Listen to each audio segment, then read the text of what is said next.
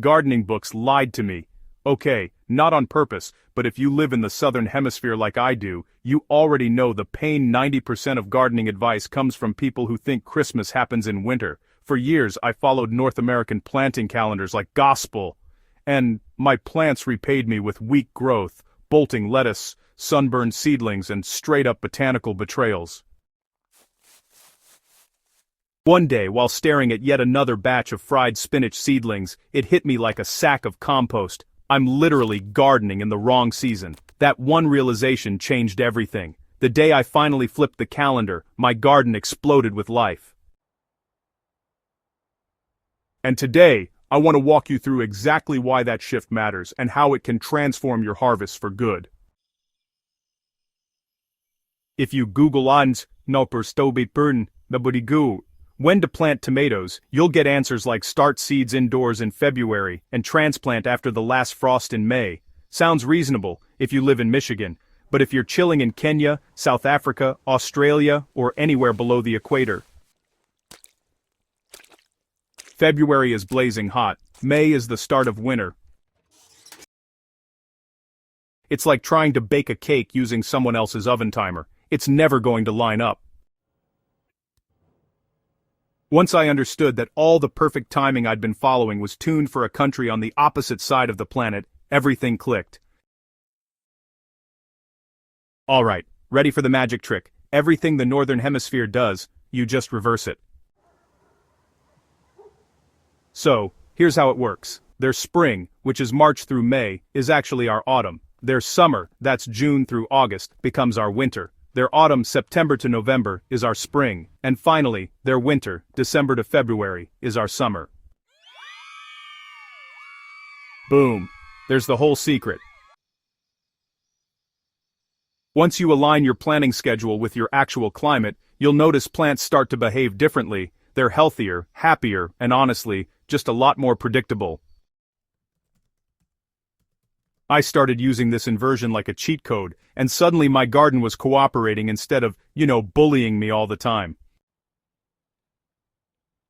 Instead of forcing lettuce, spinach, and coriander to survive those brutal heat waves, you just grow them when they actually want to live, during the cooler months, like from April through August.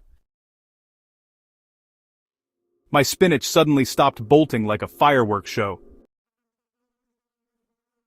Certain insects swarm in particular seasons. Once your planting aligns with your local climate rhythms, you'll notice fewer infestations because you're no longer growing the exact crop pests expect at their peak times. It's like dodging punches without even trying. By flipping my calendar, I discovered mid-season planting opportunities I never knew existed. For example, tomatoes grow beautifully starting from August through to December. And kale thrives nearly year-round if planted after the coldest stretch. Pumpkins absolutely love a September start, Before, I was starting everything in January just like the internet told me, nothing but heartbreak, honestly. Spring. From September to November, this is your big kickoff. Plant, and the tiger butts and trutschkraum, botter. Alright, so for spring, you'll want to get started with tomatoes, peppers, cucumbers, beans, pumpkins, and of course, basil. Now's the perfect time for, everything sun-loving to go in. During summer, which runs from December through to February down here, you'll be growing your heat winners and those drought-tolerant champs. So, for summer, you'll want to plant sweet potatoes, okra, eggplant, and of course watermelons. Plus, shade cloth becomes your best friend, especially when those sunny days really start to heat up.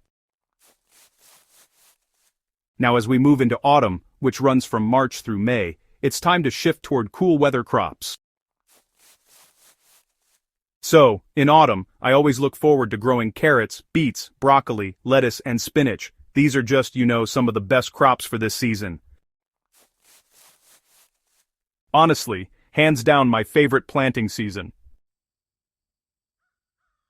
Winter, which for us is from June to August, is surprisingly productive if you really lean into it.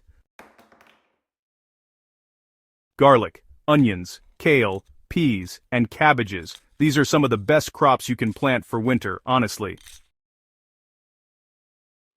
And, yes, you can still grow potatoes if frost isn't brutal. It's a bit surprising, but it really works.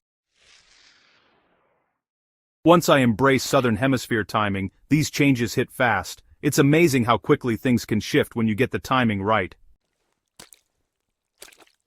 You know, my tomato set yields actually doubled. And, pests like spider mites dropped dramatically. Plus, my greens just stopped melting in the sun. You know, for the first time, my root crops finally grew straight instead of splitting. And the best part, I could plan my garden with confidence instead of just relying on guesswork. Honestly, it felt like I unlocked some ancient gardener wisdom that was hiding in plain sight. Because honestly, plants don't care what the internet says, they care about your weather.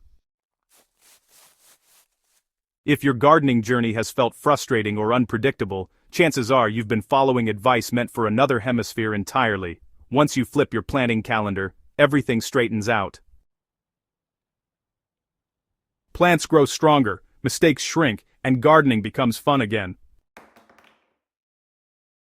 And, hey, don't be shy about tweaking things further. Even within the Southern Hemisphere, every microclimate has its own personality. Treat the flip as your baseline, then tune it to your specific weather patterns.